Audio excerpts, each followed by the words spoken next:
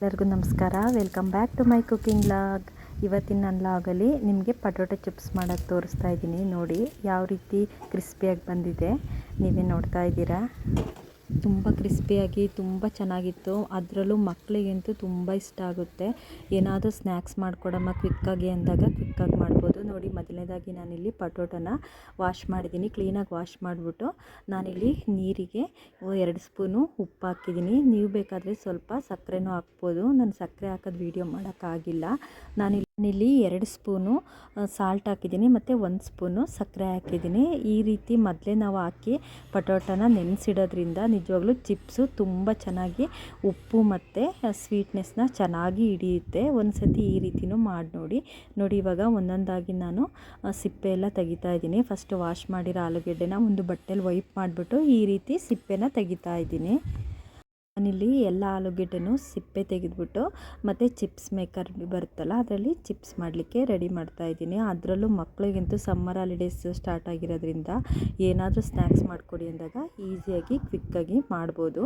ನೋಡಿ, ಇವಾಗ chips maker ತೊಗೊಂಡಿದ್ದೀನಿ. ಈ ರೀತಿ ಇದು ಸ್ವಲ್ಪ ನಾವು ಏನಂತಂದರೆ ಸ್ಲೈಡ್ನ ಸ್ವಲ್ಪ ದಪ್ಪನೇ ಮಾಡ್ಕೋಬೇಕು. ತುಂಬ ತೆಳು ಆಗಿಬಿಟ್ರೆ ಚಿಪ್ಸ್ ಎಲ್ಲ ಒಂಥರ ಮುದ್ರಕೊಂಡಂಗೆ ಫೋಲ್ಡ್ ಆದಂಗೆ ಆಗುತ್ತೆ. ಆದ್ದರಿಂದ ನಾವಿಲ್ಲಿ ಸ್ವಲ್ಪ ಮೀಡಿಯಮ್ಮಾಗಿ ನಾವು ಈ ರೀತಿ ಸ್ಲೈಸ್ ಮಾಡ್ಕೋಬೇಕು. ನೋಡಿ, ನಾನಿಲ್ಲಿ ಸ್ಲೈಸ್ ಮಾಡ್ತಾ ಇದ್ದೀನಿ.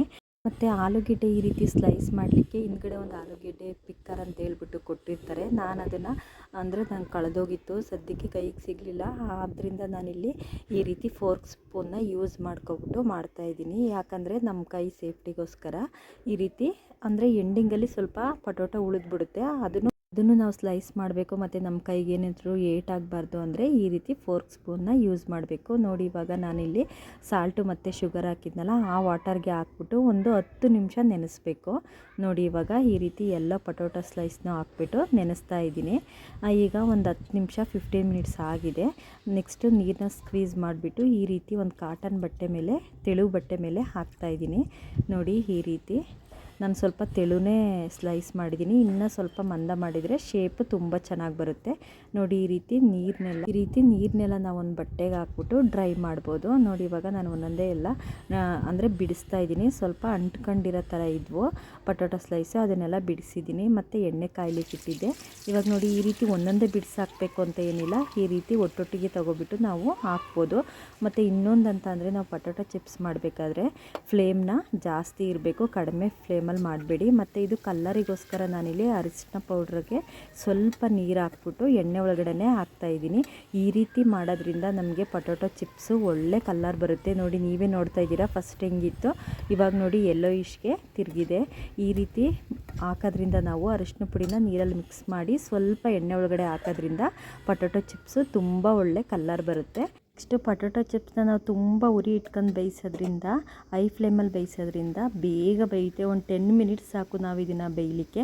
ಮತ್ತು ನೀವು 2 ಕಡೆ ಯಾವಾಗಲೂ ಮಗ್ಚ್ತಾ ಇರಬೇಕು. ಹಾಕಿ ಒಂದು 5 ಮಿನಿಟ್ಸಲ್ಲೇ ಮತ್ತೆ ನೀವು ಮಗ್ಚಾಕಬೇಕು. ಯಾಕಂತ ಅಂದರೆ ನೋಡಿ, ಈ ರೀತಿ 2 ಕಡೆ ಮಗ್ಚಿ ಬೇಯಿಸೋದ್ರಿಂದ ಬೇಗ ಕ್ವಿಕ್ಕಾಗಿ ಬೇಯುತ್ತೆ. ಮಾತ್ರ ಇದನ್ನು ನಾವು ಐ ಫ್ಲೇಮಲ್ಲೇ ಬೇಯಿಸಬೇಕು. ನೋಡಿ, ಇವಾಗ ಎಲ್ಲ ಪಟೋಟೊ ಚಿಪ್ಸು ಬೆಂದಾಗಿದೆ.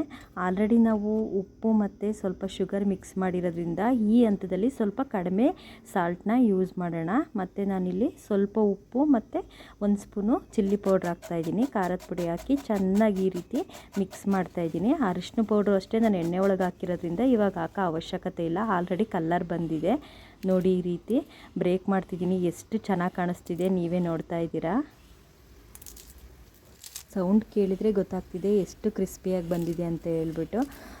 ಪಟೋಟೊ ಚಿಪ್ಸು ತುಂಬ ಚೆನ್ನಾಗಿತ್ತು. ನಾನು ಮಾಡ್ತಿರೋ ವೀಡಿಯೋಸ್ ಇಷ್ಟ ಆದರೆ ದಯಮಾಡಿ ನನ್ನ ಚಾನಲ್ನ ಸಬ್ಸ್ಕ್ರೈಬ್ ಮಾಡಿ, ಸಪೋರ್ಟ್ ಮಾಡಿ. Thank you all.